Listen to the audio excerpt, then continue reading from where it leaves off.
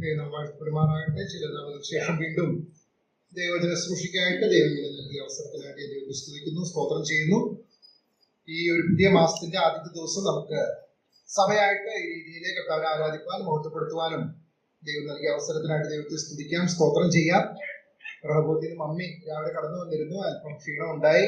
ഇടയ്ക്ക് വെച്ച് എന്നാൽ ദൈവം പിന്നെയും ബലപ്പെടുത്തി. അറിഞ്ഞുകൂടെ എന്തായാലും മമ്മിയോർത്ത് തുടർന്ന് പ്രാർത്ഥിക്കാം. ദൈവാവശ്യമായ എല്ലാ കൃപകളും നൽകേണ്ടതിന് വേണ്ടി നമുക്ക് തുടർന്ന് മമ്മിയോർത്ത് പ്രാർത്ഥിക്കാം. അതുപോലെ പ്രായത്തിലും ക്ഷീണത്തിലായിരിക്കും നമ്മുടെ എല്ലാ പ്രിയപ്പെട്ടവരെയും നമുക്ക് പ്രാർത്ഥന ഓർക്കാം. ദൈവം അവർക്ക് ആവശ്യമായ എല്ലാ കൃപകളും നൽകുമാറാകട്ടെ. ഇന്ന് രാവിലെ അല്പസമയത്ത് ദൈവവചന ധ്യാനത്തിനായിട്ട് നമുക്ക് യൂദയുടെ ലേഖനത്തിൽ നിന്ന് 2 വാക്യം വായിക്കാം. യൂദയുടെ ലേഖനം, അതിന്റെ 1ഉം 2ഉം വാക്യങ്ങൾ നമുക്ക് വായിക്കാം. യൂദയുടെ ലേഖനം 1ഉം 2ഉം വാക്യം. യേശുക്രിസ്തുവിന്റെ ദാസനും യാക്കോബിന്റെ സഹോദരനുമായ യൂദ, പിതാവായ ദൈവത്തിൽ സ്നേഹിക്കപ്പെട്ടും യേശുക്രിസ്തുവിനായി സൂക്ഷിക്കപ്പെട്ടും ഇരിക്കുന്നവരായ വിളിക്കപ്പെട്ടവർക്ക് എഴുതുന്നത്, നിങ്ങൾക്ക് കരുണയും സമാധാനവും സ്നേഹവും വർദ്ധിക്കുമാറാകട്ടെ. ദൈവനാമം വാഴ്ത്തപ്പെടുമാറാകട്ടെ. നമുക്കറിയാം, പുതിയ നിയമത്തിൽ ഉള്ള ലേഖനങ്ങളിൽ ചിലത് ആ ലേഖനങ്ങൾ എഴുതിയ ആളുടെ പേരിലാണ് അറിയപ്പെടുന്നത്.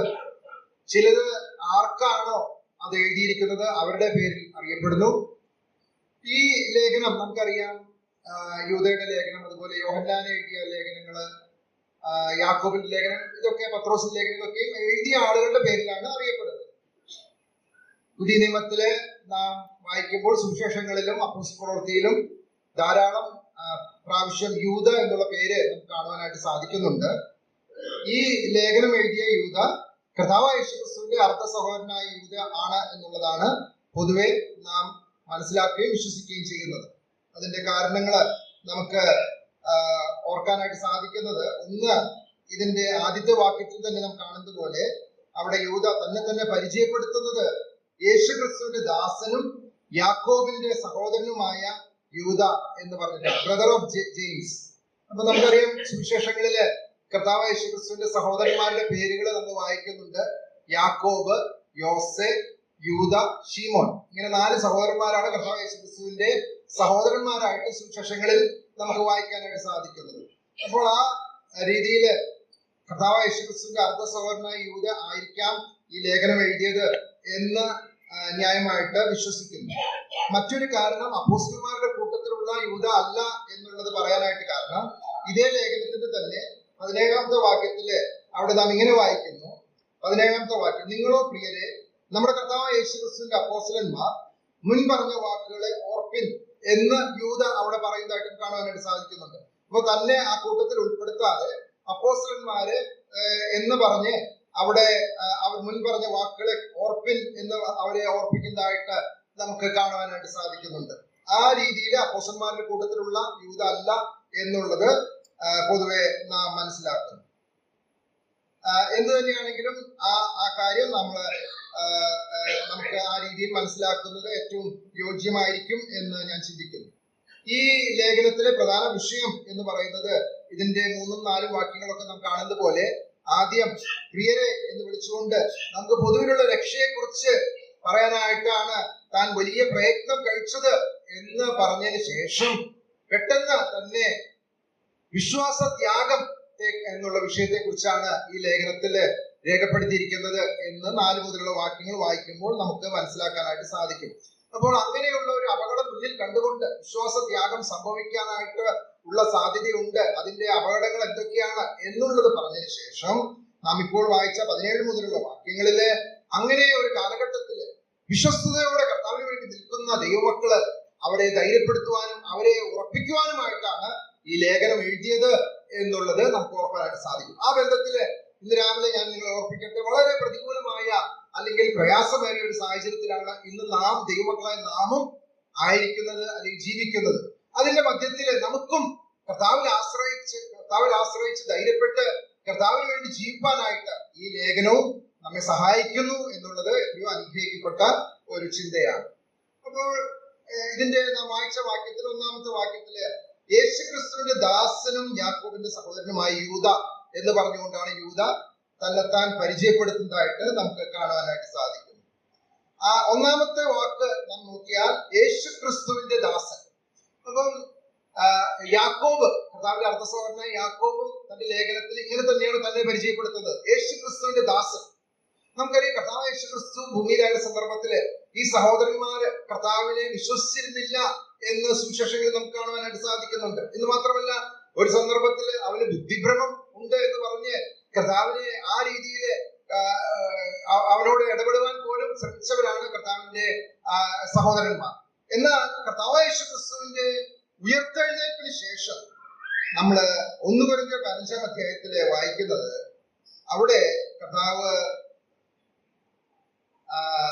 യാക്കോബിന് പ്രത്യക്ഷനായതായിട്ട് നമ്മൾ വായിക്കുന്നു. 1 കൊരിന്ത്യർ 15-ാം അധ്യായം അതിന്റെ 7-ാമത്തെ വാക്യം നമുക്ക് വായിക്കാം.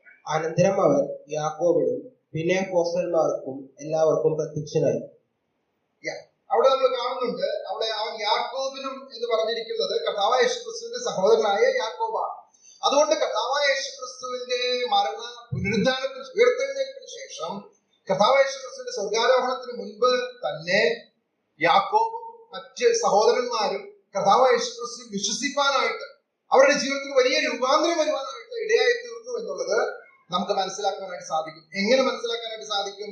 അപ്പോസ്തല പ്രവൃത്തി 1-ാം അധ്യായം നാം വായിക്കുമ്പോൾ അവിടെ മാളിക മുറിയിൽ കൂടിയിരുന്ന കർത്താവായ യേശുക്രിസ്തുവിന്റെ കൽപ്പന അനുസരിച്ച് കൂടിയിരുന്ന 120 പേരുടെ കൂട്ടത്തില് നമ്മളവിടെ കാണുന്നത് കർത്താവായ യേശുക്രിസ്തുവിന്റെ അമ്മ മറിയയും അവന്റെ സഹോദരന്മാരും അപ്പോസ്തലന്മാരോട് ചേർന്ന് അവിടെ കൂടിയിരുന്നു എന്ന് നമുക്ക് കാണാനായിട്ട് സാധിക്കും. ആ വാക്യം വായിക്കണമെങ്കിൽ 1-ാം അധ്യായത്തില് നമുക്കത് കാണാനായിട്ട് സാധിക്കും. 1-ാം അധ്യായത്തിന്റെ 12 മുതലുള്ള വാക്യങ്ങൾ നമ്മൾ വായിക്കുമ്പോൾ അവിടെ അവർ യെരുശലേമിന് സമീപത്ത് ഒരു ശബത്ത് ദിവസത്തെ വഴിദൂരമുള്ള ഒലിവുമല വിട്ട് യെരുശലേമിലേക്ക് മടങ്ങിപ്പോന്നു.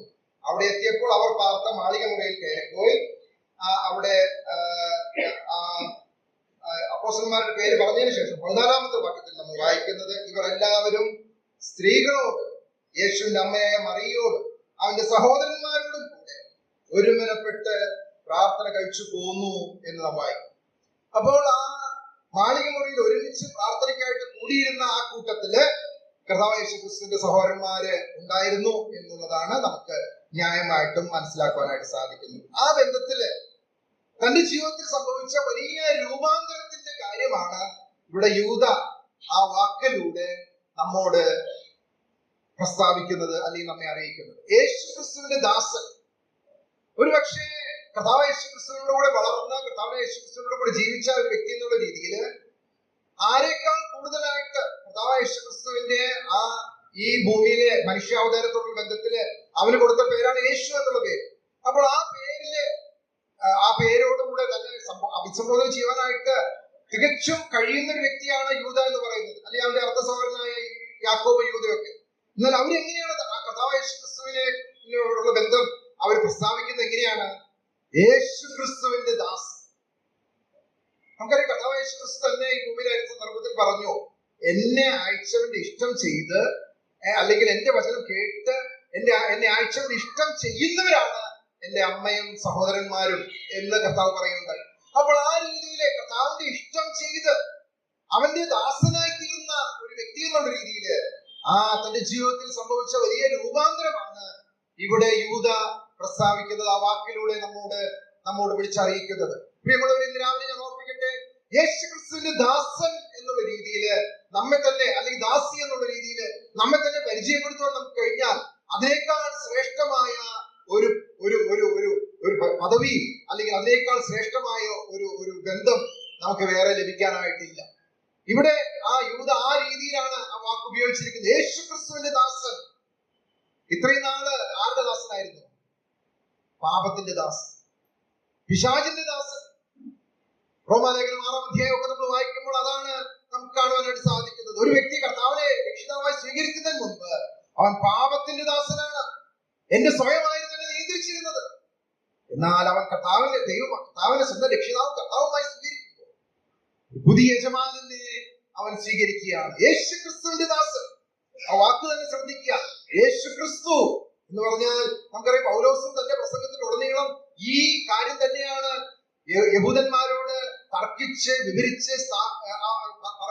വിവരിക്കുന്നതായിട്ട് കാണുവാനായിട്ട് സാധിക്കുന്നത്. നിങ്ങൾ ക്രൂശിച്ചു കൊന്ന ഈ യേശു, അവൻ തന്നെയാണ് മശിഹ, അവൻ തന്നെയാണ് ക്രിസ്തു, അവനാണ് അഭിഷിക്തൻ എന്നുള്ള കാര്യം പൗലോസും പത്രോസും മറ്റു അപ്പോസ്തലന്മാരൊക്കെയും വളരെ വ്യക്തമായിട്ട് അത് യഹൂദന്മാരെ അവരോട് പറഞ്ഞ് അവരെ ബോധ്യപ്പെടുത്തുന്നതായിട്ട് നമുക്ക് കാണാനായിട്ട് സാധിക്കും. ഇവിടെ യൂദയും അതേ വാക്ക് തന്നെയാണ് ഉപയോഗിച്ചിരിക്കുന്നത്. യേശുക്രിസ്തു അവൻ മശീയാണ്, അവനാണ് രക്ഷിതാവ്, അവനാണ് കർത്താവ്. ആ യേശുക്രിസ്തുവിന്റെ ദാസനാണ് ഞാൻ. ദാസൻ എന്ന് പറയുമ്പോൾ ഒരു കാര്യം കൂടെ നമ്മൾ മനസ്സിലേക്ക് കടന്നു വരണം. സെർവന്റ് എന്നുള്ള വാക്കല്ല ഇംഗ്ലീഷിൽ ഉപയോഗിച്ചിരിക്കുന്നത്, സ്ലേവ്, അടിമ. യേശുക്രിസ്തുവിന്റെ ദാസൻ എന്ന് പറഞ്ഞാൽ അവന്റെ അടിമയാണ് ഞാൻ, അവൻ എന്റെ കർത്താവാണ്. കർത്താവ് പറഞ്ഞല്ലോ, 2 യജമാനന്മാരെ സേവിക്കാനായിട്ട് ആർക്കും കഴിയുകയില്ല. ഒന്നില്ലെങ്കിൽ പിശാചിന്റെ അടിമ, അല്ലെങ്കിൽ ദൈവത്തിന്റെ അടിമ. 2 യജമാനന്മാരെ സേവിക്കാനായിട്ട് സാധിക്കുകയില്ല. ആ കർത്താവ് യേശുക്രിസ്തുവിന്റെ അടിമയാണ് ഞാൻ, ദാസൻ. ആ ദാസന്മാരുടെ കണ്ണ് യജമാനന്റെ കയ്യിലേക്കും എന്ന് നമ്മൾ വായിക്കുന്നത് പോലെ ആ ഒരു ബന്ധത്തിലേക്കാണ് നാം ദൈവമക്കളായി തീരുമ്പോൾ കടന്നു വരുന്നത്. പ്രിയമുള്ളവരെ, ഈ അനുഗ്രഹിക്കപ്പെട്ട ബന്ധത്തിലേക്ക് ദൈവം നമ്മെ കൂട്ടിവരുത്താനായിട്ട് നമുക്ക് ദൈവത്തെ സ്തുതിക്കാം. യൂദ എന്ന വാക്കിന്റെ അർത്ഥം നമുക്കറിയാം. പഴയ നിയമത്തിലെ യഹൂദ എന്നുള്ള വാക്ക് തന്നെയാണ് പുതിയ നിയമത്തിൽ യൂദ എന്നുള്ള ആ പേരിൽ അറിയപ്പെടുന്നത്. യഹൂദ അല്ലെങ്കിൽ യൂദ എന്ന വാക്കിന്റെ അർത്ഥം ഉൽപ്പത്തി പുസ്തകം 29-ാം അധ്യായത്തിൽ നമുക്ക് കാണാനായിട്ട് സാധിക്കുന്നുണ്ട്. ലേയയുടെ മകനാണല്ലോ യഹൂദ. ആ വാക്യം നമുക്കൊന്ന് വായിക്കാം. ഉൽപ്പത്തി പുസ്തകം 29-ാം അധ്യായം അതിന്റെ ഒടുവിലത്തെ വാക്യം നമുക്ക് വായിക്കാം. എന്താണ് ഈ പേരിന്റെ അർത്ഥം എന്ന് നമുക്ക് കാണാൻ? അവൾ പിന്നെയും ഗർഭം ധരിച്ച് ഒരു മകനെ പ്രസവിച്ചു. ഇപ്പോൾ ഞാൻ യഹോവയെ സ്തുതിക്കുമെന്ന് അവൾ പറഞ്ഞു. അതുകൊണ്ട് അവൾ അവന് യഹൂദ എന്ന് പേരിട്ടു. ഇപ്പോൾ ഞാൻ യഹോവയെ സ്തുതിക്കും, അതാണ് ആ പേരിന്റെ അർത്ഥം. അതുകൊണ്ട് അവന് യഹൂദ എന്ന് പേരിട്ടു. ആ പേരിന്റെ അർത്ഥം ശരിയായ രീതിയിൽ മനസ്സിലാക്കി അങ്ങനെ തന്നെ തന്റെ ജീവിതത്തിൽ പ്രാവർത്തികമാക്കിയ ഒരു വ്യക്തിയായിരുന്നു ഈ യൂദ എന്ന് നമുക്ക് കാണുവാനായിട്ട് സാധിക്കും. എങ്ങനെ നമുക്ക് അറിയാനായിട്ട് സാധിക്കും? ഇതിന്റെ ഒടുവിലത്തെ ഈ ലേഖനത്തിന്റെ ഒടുവിലേക്ക് കടന്നു വരുമ്പോൾ അവിടെ നമുക്കറിയാം, നമുക്ക് എല്ലാവർക്കും പരിചയമുള്ള വാക്കുകളാണ് നാം കാണുന്നത്. വീഴാതെ വണ്ണം നിങ്ങളെ സൂക്ഷിച്ച് തന്റെ മഹിമാ സന്നിധിയിൽ കളങ്കമില്ലാത്തവരായി ആനന്ദത്തോടെ നിർത്തുവാൻ ശക്തിയുള്ളവന് നമ്മുടെ കർത്താവായ യേശുക്രിസ്തു മുഖാന്തരം നമ്മുടെ രക്ഷിതാവായ ഏകദൈവത്തിന് തന്നെ സർവകാലത്തിന് മുൻപും ഇപ്പോഴും സദാകാലത്തോളം തേജസ്സും മഹിമയും ബലവും അധികാരവും ഉണ്ടാകുമാറാകട്ടെ, ആമേൻ എന്ന് പറഞ്ഞുകൊണ്ട് ദൈവത്തെ സ്തുതിച്ചുകൊണ്ട് ഈ ലേഖനം അവസാനിപ്പിക്കുന്ന, തന്റെ പേരിന്റെ അർത്ഥം പോലെ തന്നെ ദൈവത്തെ സ്തുതിച്ചുകൊണ്ട് ഈ ലേഖനം അവസാനിപ്പിക്കുന്ന ഒരു യൂദയെ നമുക്ക് കാണുവാനായിട്ട് സാധിക്കും. യേശുക്രിസ്തുവിന്റെ ദാസൻ. ഇന്ന് രാവിലെ ഞാൻ മുൻപോട്ട് പോകുന്നതിന് മുമ്പായിട്ട് ഒരു കാര്യം ഞാൻ ഓർപ്പിക്കട്ടെ. ഇതുവരെയും ഈ കർത്താവ് യേശുക്രിസ്തുവിന്റെ സ്വന്തം രക്ഷിതാവും കർത്താവുമായിട്ട് സ്വീകരിക്കാത്ത ആരെങ്കിലും ഇന്ന് രാവിലെ ഇവിടെ ഇരിക്കുന്നുവെങ്കിൽ നിങ്ങളുടെ ജീവിതത്തില് ഈ കർത്താവ് യേശുക്രിസ്തുവിന്റെ മക്കളായി തീരുവാൻ, ദൈവമക്കളായി തീരുവാൻ, കർത്താവ് യേശുക്രിസ്തുവിന്റെ ഹൃദയത്തിൽ രക്ഷിതാവും കർത്താവുമായി അംഗീകരിക്കുവാൻ, അവന്റെ ദാസന്മാരായി തീരുവാൻ ദൈവം നമുക്ക് ഭാഗ്യം നൽകുമാറാണ്. ദാസൻ എന്ന് പറഞ്ഞാൽ മറ്റൊരു കാര്യം കൂടെ നമ്മൾ മനസ്സിലേക്ക് കടന്നു വരും. 103-ാം സങ്കീർത്തനത്തില് നമ്മൾ വായിക്കുന്നുണ്ട്, അവന്റെ ആജ്ഞ കേട്ട്, അവന്റെ കൽപ്പന കേട്ട് അവന്റെ ആജ്ഞ അനുസരിക്കുന്ന ദൂതന്മാരായി അവന്റെ സർവ്വസൈന്യങ്ങളുമായുള്ളവര്. അവരൊക്കെയും ദൈവത്തിന്റെ ദാസന്മാരാണ്. അവര് റെഡി ഫോർ ദ ഓർഡേഴ്സ്. അവർ കാത്തിരിക്കുകയാണ്. യജമാനൻ എന്ത് പറയുന്നുവോ അത് ചെയ്യുവാനായിട്ട് ഒരുക്കമുള്ള ദാസന്മാർ, യജമാനന്റെ വാക്കുകൾക്കായിട്ട് കാതോർക്കുന്ന ദാസന്മാർ. പ്രിയമുള്ളവരെ, ആ ഒരു പദവിയിലേക്ക് ദൈവം നമ്മെ കൊണ്ടുവന്നോർത്ത് നമുക്ക് ദൈവത്തെ സ്തുതിക്കാം. ഇവിടെ യൂദ തന്നെത്താൻ പരിചയപ്പെടുത്തുകയാണ്, ഞാൻ യേശുക്രിസ്തുവിന്റെ ദാസൻ. രണ്ടാമത് തന്റെ മാനുഷികമായ ബന്ധമാണ് നമ്മുടെ യൂദ പറയുന്നത്, യാക്കോബിന്റെ സഹോദരൻ. യാക്കോബ് നമുക്കറിയാം, താൻ കർത്താവായ യേശുക്രിസ്തുവിന്റെ അർദ്ധ സഹോദരനായിരുന്നു എങ്കിൽ തന്നെയും നാം ഓർത്തുപോലെ ആ കർത്താവായ യേശുക്രിസ്തുവിന്റെ ഉയർത്തെഴുന്നേൽപ്പിന് ശേഷം കർത്താവിൽ വിശ്വസിപ്പാനും ദൈവമകനായി തീരുവാനും മാത്രമല്ല, വളരെ ചുരുങ്ങിയ കാലഘട്ടം കൊണ്ട് തന്നെ ആ യെരുശലേം സഭയിലെ ആ നേതൃത്വത്തിലേക്ക്, വായിക്കുന്ന സഭയുടെ തൂണ് എന്നുള്ള രീതിയിൽ അറിയപ്പെടുന്ന ഒരു വ്യക്തിയായിട്ട് യാക്കോബ് തീരുവാനായിട്ട് ഇടയായിട്ടുണ്ട്. അപ്പോസ്തലനായ പൗലോസ് കർത്താവായ യേശുക്രിസ്തുവിൽ വിശ്വസിച്ചു കഴിഞ്ഞപ്പോൾ നാം വായിക്കുന്നത്, ആദ്യം കാണാൻ പോയത് ഈ യാക്കോബിനെ ആയിരുന്നു എന്ന് 1 കൊരിന്ത്യർ 15-ാം അധ്യായത്തിൽ നമ്മൾ വായിക്കുന്നുണ്ട്. 1 കൊരിന്ത്യർ 9-ാം അധ്യായത്തിലാണ്. 1 കൊരിന്ത്യർ 9-ാം അധ്യായം.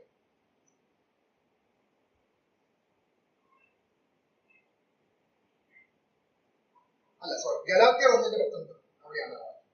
ഗലാത്യർ 1:19 വാക്യം വായിക്കാം. ഗലാത്യർ 1:19.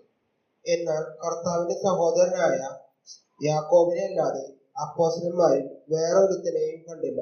അപ്പോൾ വളരെ പെട്ടെന്ന് തന്നെ ആ യാക്കോബ് ആ രീതിയിൽ ദൈവത്തിന് വേണ്ടി വളരെ പ്രയോജനപ്പെടുന്ന അനുഗ്രഹിക്കപ്പെട്ട ഒരു പദവിയിലേക്ക് കടന്നു വരുവാനായിട്ട് ഇടയായി തീർന്നു. യെരുശലേം സഭയിലെ ഒരു ഒരു ഒരു ഒരു പ്രധാനപ്പെട്ട വ്യക്തിയായിട്ട് താൻ തീരുവാനായിട്ട് ഇടയായി തീർന്നു. ഇവിടെ പൗലോസ് കർത്താവായ യേശുക്രിസ്തു രക്ഷിതാവായി സ്വീകരിച്ചപ്പോൾ ആദ്യം കാണുവാനായിട്ട് പോയത് ഈ യാക്കോബിനെയാണ് എന്ന് ഇവിടെ നമുക്ക് കാണുവാനായിട്ട് സാധിക്കും. ആ രീതിയിൽ യാക്കോബ് ഒരു പക്ഷേ ആ അന്നുണ്ടായിരുന്ന വിശ്വാസ സമൂഹത്തിന് വളരെ പരിചിതനായ ഒരു വ്യക്തിയായിരുന്നു. ഞാൻ പറഞ്ഞല്ലോ, യൂദാ ഈ ലേഖനം എഴുതുന്നത് വിശ്വാസികൾക്കാണ്. അതുകൊണ്ടാണ് 3-ാം വാക്യത്തിൽ അവിടെ പ്രിയരെ എന്ന് പറഞ്ഞുകൊണ്ട് അവരെ അഭിസംബോധന ചെയ്യുന്നത്. നമുക്ക് പൊതുവിലുള്ള രക്ഷ എന്ന് പറഞ്ഞിട്ട് അവരോട് പറയുകയാണ്. അപ്പോൾ ആ രീതിയിൽ ദൈവമക്കൾക്ക് എഴുതുമ്പോൾ ഞാൻ യാക്കോബിന്റെ സഹോദരനാണ് എന്നാണ് യൂദ അവിടെ തന്നെത്താൻ പരിചയപ്പെടുത്തുവാനായിട്ട് ഇടയായി തീർന്നത്. ഒന്നാമത്, ഞാൻ യേശുക്രിസ്തുവിന്റെ ദാസനാണ്, ദൈവമായിട്ടുള്ള ബന്ധം എനിക്ക് ശരിയായി ലഭിക്കാനായിട്ട് ഇടയായി തീർന്നു. ഞാൻ യാക്കോബിന്റെ സഹോദരനാണ്, എന്റെ സഹോദരൻ. ആ ദൈവമക്കളുമായിട്ടുള്ള ആ അനുഗ്രഹിക്കപ്പെട്ട ബന്ധം, ആ കൂട്ടായ്മ, പ്രിയമുള്ളവരെ, ഇത് എത്രയോ അനുഗ്രഹിക്കപ്പെട്ട ഒരു അനുഭവമാണ്. ദൈവമായിട്ടുള്ള നമ്മുടെ ബന്ധം നാം ശരിയായി കാത്തു സൂക്ഷിക്കുമ്പോൾ ദൈവമക്കളുമായിട്ടുള്ള നമ്മുടെ ബന്ധവും സൂക്ഷിക്കാനായിട്ട് അതുപോലെ നമുക്ക് സാധിക്കുന്നു. അപ്പൊ ആ രീതിയിൽ യൂദ തന്നെത്താൻ പരിചയപ്പെടുത്തുകയാണ്, യേശുക്രിസ്തുവിന്റെ ദാസനും യാക്കോബിന്റെ സഹോദരനുമായ യൂദ. തുടർന്ന് താൻ പറയുന്ന കാര്യങ്ങളാണ് ഇന്ന് രാവിലെ നിങ്ങളുടെ മനസ്സിലേക്ക് കൊണ്ടുവരാനായിട്ട് ഞാൻ ആഗ്രഹിക്കുന്നത്. 3 വാക്കുകൾ നമുക്ക് ആ വാക്യത്തിൽ കാണുവാനായിട്ട് സാധിക്കുന്നു. പിതാവായ ദൈവത്താൽ സ്നേഹിക്കപ്പെട്ടും യേശുക്രിസ്തുവിനായി സൂക്ഷിക്കപ്പെട്ടും ഇരിക്കുന്നവരായ വിളിക്കപ്പെട്ടവർക്ക് എഴുതുന്നു. ഇതിന്റെ ക്രമം ഇംഗ്ലീഷ് ബൈബിളിൽ വ്യത്യാസമാണ്. അവിടെ ഒന്നാമത് കാണുന്നത് വിളിക്കപ്പെട്ടവർ, രണ്ടാമത് നാം കാണുന്നത് സ്നേഹിക്കപ്പെട്ടവർ, മൂന്നാമത് കാണുന്നത് സൂക്ഷിക്കപ്പെട്ടവർ. ഈ അനുഗ്രഹിക്കപ്പെട്ട ബന്ധത്തിലേക്കാണ് ഒരു വ്യക്തി ദൈവമകനായി തീരുമ്പോൾ, ദൈവമകളായി തീരുമ്പോൾ കടന്നു വരുന്നത്. വിളിക്കപ്പെട്ടവർ, സ്നേഹിക്കപ്പെട്ടവർ, സൂക്ഷിക്കപ്പെട്ടവർ. ഞാൻ നേരത്തെ പറഞ്ഞുവല്ലോ, യൂദ എന്ന വാക്കിന്റെ അർത്ഥം ദൈവത്തിനെ സ്തുതിക്കുക എന്നുള്ളതാണ്. ഈ വാക്കുകൾ നാം ധ്യാനിക്കുകയും ചിന്തിക്കുകയും ചെയ്യുമ്പോൾ നമ്മുടെ ജീവിതത്തില് യൂദയോട് ചേർന്ന് ദൈവത്തെ സ്തുതിക്കാതിരിക്കാനായിട്ട് സാധിക്കുകയില്ല.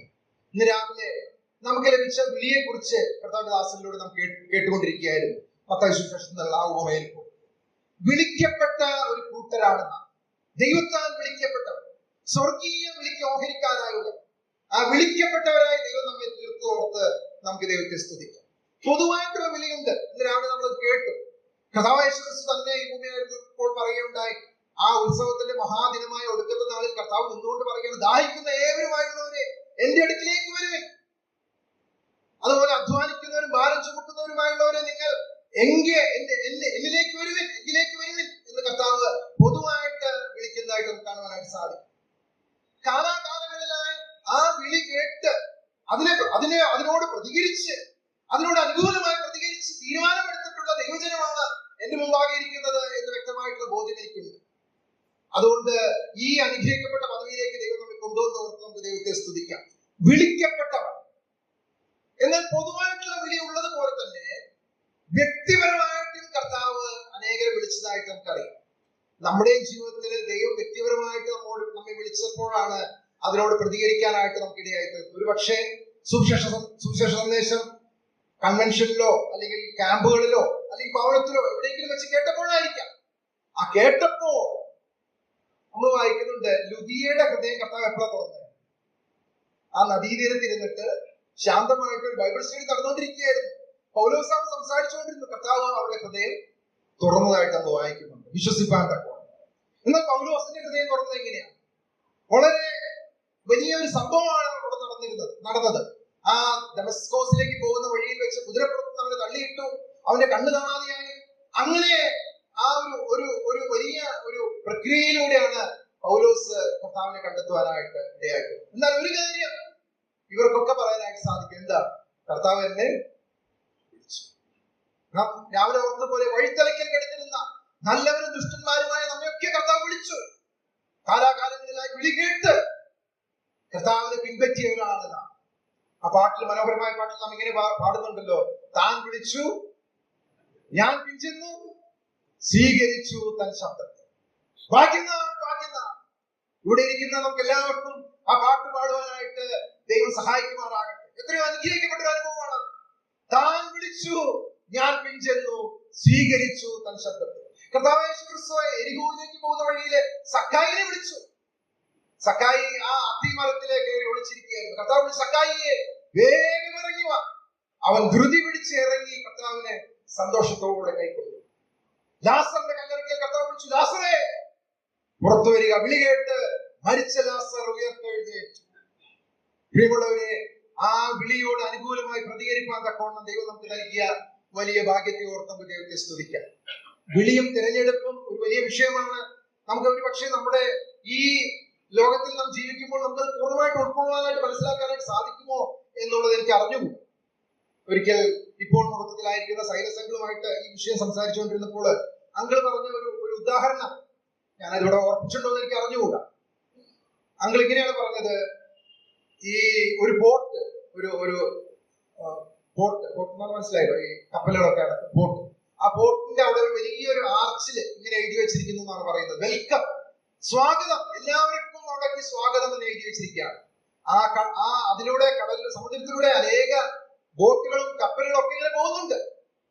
എന്നാൽ ചിലര് ഈ ക്ഷണം കേട്ടിട്ട് ഈ അകത്തേക്ക് പ്രവേശിക്കുമ്പോൾ അതിന്റെ ആർച്ചിന്റെ പുറകിൽ എഴുതിയിരിക്കുകയാണ്, ചോസൻ ഫ്രം ഇറ്റേണിറ്റി, നിത്യതയിലെ തിരഞ്ഞെടുത്തിരിക്കുന്ന ആ കൂട്ടം. പ്രിയമുള്ള ഒരു ദൈവം നമ്മെ തിരഞ്ഞെടുത്തു, വിളിച്ചു, ആ കൂട്ടത്തിലാക്കി എന്നുള്ളത്. രാവിലെ കേട്ടതുപോലെ ആ വിരുന്നിലേക്ക് നമ്മെ കൂട്ടിവരുത്തിയ ദൈവത്തിന്റെ വൻ കൃപ.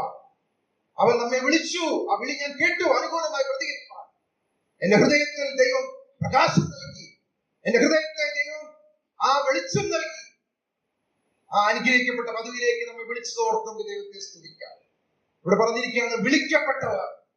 നമുക്കുള്ള ഒരു പദവിയാണ് ദൈവമക്കൾ എന്നുള്ള രീതിയിൽ നാം വിളിക്കപ്പെട്ടവരാണ്, ദൈവത്താൽ വിളിക്കപ്പെട്ടവർ.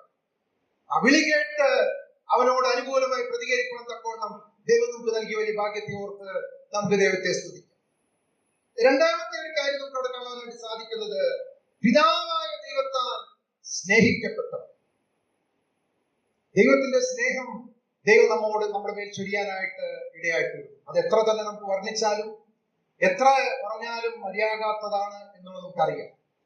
ഓരോ ദിവസവും നാം ഓർക്കുകയും നാം ധ്യാനിക്കുകയും ദൈവത്തോട് നാം നന്ദിയുള്ളവരായിരിക്കുകയും ഒക്കെ ചെയ്യുന്നത് ആ സ്നേഹത്തെ കുറിച്ച് നാം ഓർക്കുകയും ധ്യാനിക്കുകയും ചെയ്യുമ്പോഴാണ്. അത് നമുക്ക് മറക്കാനായിട്ട് ഒരിക്കലും സാധിക്കുന്നതല്ല. കാരണം ദൈവത്തിന്റെ സ്നേഹമാണ് ദൈവം നമ്മുടെ മേൽ ചൊരിഞ്ഞത്. ആ സ്നേഹത്തിന്റെ വലിയ പ്രദർശനമാണ് കാൽവരി ക്രൂശിൽ നമുക്ക് കാണാനായിട്ട് സാധിക്കുന്നത്.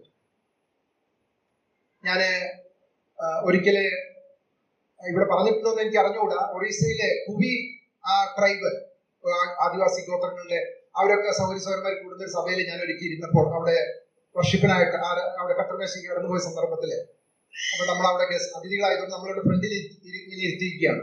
അപ്പോൾ ഈ 150 പേര് കൂടുന്ന ഒരു സഭയാണ്. അപ്പൊ ഈ ആളുകളെ നമുക്ക് കാണാം ഇങ്ങനെ ഫേസ് ചെയ്ത് ഇരിക്കുന്നുണ്ട്.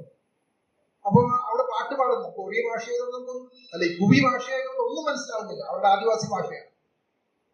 എന്നാൽ ഞാൻ നോക്കുമ്പോൾ ഈ സഹോദരിമാരുടെ കൂട്ടത്തിൽ ചിലര് അവരുടെ കണ്ണിൽ നിന്ന് ഇങ്ങനെ കണ്ണുനീര് ഇങ്ങനെ ഒഴിച്ചുകൊണ്ടാണ് ഈ പാട്ട് പാടുന്നത്. അപ്പൊ ഞാൻ വിചാരിച്ചു, എന്തുകൊണ്ടാണ് ഇവരിങ്ങനെ ഇത്രയും കരയുന്നത്, നമുക്ക് ഇതിന്റെ അർത്ഥം മനസ്സിലാവുന്നില്ലല്ലോ.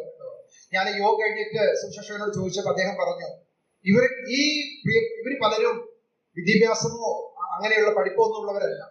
എന്നാൽ ഇവർ രക്ഷപ്പെട്ട് കടന്നു വന്നപ്പോൾ ഈ പാട്ട് ഇവർ പഠിപ്പിക്കുന്ന സന്ദർഭത്തില് ഇവർക്ക് ഇതിന്റെ അർത്ഥം പറഞ്ഞു കൊടുക്കാനായിട്ട് ഇടയായിട്ട്. അപ്പോൾ ദൈവം എന്നെ ഇത്രയ്ക്കും സ്നേഹിച്ചല്ലോ, എന്നോട് ഇത്രയും കരുണ കാണിച്ചല്ലോ എന്നുള്ളത് ഓർത്തുകൊണ്ട് ആ ധ്യാനിച്ചുകൊണ്ടാണ് അവർ ഈ പാട്ട് പാടുന്നത്. അപ്പോൾ അങ്ങനെ പാടുമ്പോൾ അവരുടെ കണ്ണിൽ നിന്ന് ഇങ്ങനെ കണ്ണുനീര് വീണോണ്ടിരിക്കുകയാണ്. ആ ചിന്തയാണ് അവരുടെ ഹൃദയത്തിൽ നിറയുന്നത്. ദൈവത്തിന്റെ സ്നേഹം അവരുടെ ഹൃദയത്തിൽ നിറയുമ്പോൾ ആ കണ്ണ് കരഞ്ഞുകൊണ്ടല്ലാതെ അവർക്ക് പാടുവാനായിട്ട് സാധിക്കുന്നില്ല. പ്രിയമുള്ളവരെ, ദൈവം നമ്മെ സ്നേഹിച്ച സ്നേഹം എന്ന് പറഞ്ഞാൽ എത്രയോ അനുഗ്രഹിക്കപ്പെട്ട ഒരു അനുഭവമാണ്. ഇന്ന് രാവിലെ ദൈവസന്നിധിയിൽ നാം ഒരുമിച്ച് കൂടിയിരിക്കുമ്പോൾ നമുക്ക് ഓർക്കുവാനായിട്ട് സാധിക്കുന്നത്, ദൈവം നമ്മെ വിളിച്ചു, മാത്രമല്ല അവൻ നമ്മെ സ്നേഹിച്ചു എന്നുള്ളതാണ്. നാം അത് ഓർക്കുകയുണ്ടായി. നമ്മളെക്കാൾ കഴിവുള്ള, നമ്മളെക്കാൾ മിടുക്കരായ എത്രയോ ആളുകളുണ്ട്. ദൈവം നമ്മെ സ്നേഹിച്ച ആ വലിയ സ്നേഹം, ആ ദൈവം നമ്മെ സ്നേഹിച്ച മുഖാന്തരം തന്റെ പുത്രനെ കാൽവരി ക്രൂശിൽ നമുക്ക് വേണ്ടി തകർത്ത് കളയാനായിട്ട് ഇടയായിട്ട്. ഞാൻ സമയമില്ലാത്തതുകൊണ്ട് അടുത്ത കാര്യം കൂടി പറയട്ടെ.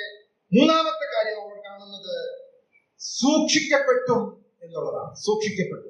kept എന്നുള്ള വാക്കാണ് ഇംഗ്ലീഷിൽ ഉപയോഗിച്ചിരിക്കുന്നത്. എന്ന് പറഞ്ഞാൽ കാക്കപ്പെടുന്ന. ഈ ദിവസങ്ങളിൽ നാം പഠിച്ചുകൊണ്ടിരിക്കുന്ന പത്രോസിന്റെ ലേഖനത്തിൽ നമ്മൾ ഓൾറെഡി പഠിച്ചതാണ്. ആ വാക്യം കൂടി ഈ സന്ദർഭത്തിൽ ഞാനൊന്ന് വായിക്കട്ടെ. 1 പത്രോസ് 1-ാം അധ്യായത്തിന്റെ 4-ാം വാക്യം. എങ്ങനെയാണ് ദൈവം നമ്മെ സൂക്ഷിക്കുന്നത് എന്ന് അവിടെ നമുക്ക് കാണുവാനായിട്ട് സാധിക്കും. അന്ത്യകാലത്തിൽ വെളിപ്പെടുവാൻ ഒരുങ്ങിയിരിക്കുന്ന രക്ഷയ്ക്ക് വിശ്വാസത്താൽ ദൈവശക്തിയിൽ കാക്കപ്പെടുന്ന നിങ്ങൾക്ക് വേണ്ടി. മതി. ദൈവശക്തിയിൽ കാക്കപ്പെടുന്ന നിങ്ങൾക്ക് വേണ്ടി. ദൈവശക്തിയിലാണ് ദൈവം നമ്മെ സൂക്ഷിക്കുന്നത്. എന്നെ കേൾക്കുന്ന പ്രിയപ്പെട്ടവരെ ഞാൻ ഓർപ്പിക്കട്ടെ, ഈ ലോകം നമുക്ക് യോഗ്യമല്ല. ദുഷ്ടന്റെ അധീനതയിൽ കിടക്കുന്ന ഒരു ലോകമാണ്. എന്നാൽ ദൈവമക്കളെ ദൈവം സൂക്ഷിക്കുന്നത് എങ്ങനെയാണ്? ദൈവശക്തിയിൽ നമ്മെ സൂക്ഷിക്കുകയാണ്. ആ സൂക്ഷിക്കുക എന്ന് പറയുന്ന വാക്കിന്റെ അവിടെ സൂക്ഷിക്കപ്പെട്ട എന്നുള്ള വാക്കിന്റെ അർത്ഥത്തില് ശ്രദ്ധിച്ച് നോക്കുക, ദൃഷ്ടി പതിപ്പിക്കുക മുതലായ ഒക്കെയാണ് അതിന്റെ അർത്ഥമായിട്ട് നമുക്ക് കാണുവാനായിട്ട് സാധിക്കുന്നത്. ദൃഷ്ടി പതിപ്പിക്കുക, സൂക്ഷിച്ച് നോക്കുക. അനേക ചിന്തകൾ നമുക്ക് അതിനോട് ചേർന്ന് ഓർക്കുവാനായിട്ട് സാധിക്കും. അപ്പോൾ നമ്മെ സൂക്ഷിക്കുന്ന ഒരു ദൈവം. ഞാൻ സാധാരണ ഓർപ്പിക്കുന്ന ഒരു വാക്യമുണ്ട് സെക്കരിയാവിന്റെ പ്രവചനത്തിൽ നിന്ന്. നിങ്ങളെ തൊടുന്നവൻ ആരുടെ കൺമണിയെ? ദൈവത്തിൽ, അവന്റെ കൺമണി. എനിക്കിവിടെ നമുക്ക് വേറെ ആരുടെയും കൺമണി തൊടാൻ പറ്റുമോ? തൊടാൻ പറ്റും. എന്നാൽ നിങ്ങളെ തൊടുന്നവൻ ദൈവത്തിന്റെ കൺമണിയെ തൊടുന്നു എന്നാണ്. അതിന്റെ മുകളിൽ ഒരു വാക്യമുണ്ട്. ആ വാക്യം നമുക്കൊന്ന് വായിക്കാം. സെക്കരിയാവിന്റെ പുസ്തകത്തിലേക്ക് തിരികെ. സെക്കരിയാവിന്റെ പുസ്തകം 2-ാം അധ്യായമാണെന്ന് തോന്നുന്നു.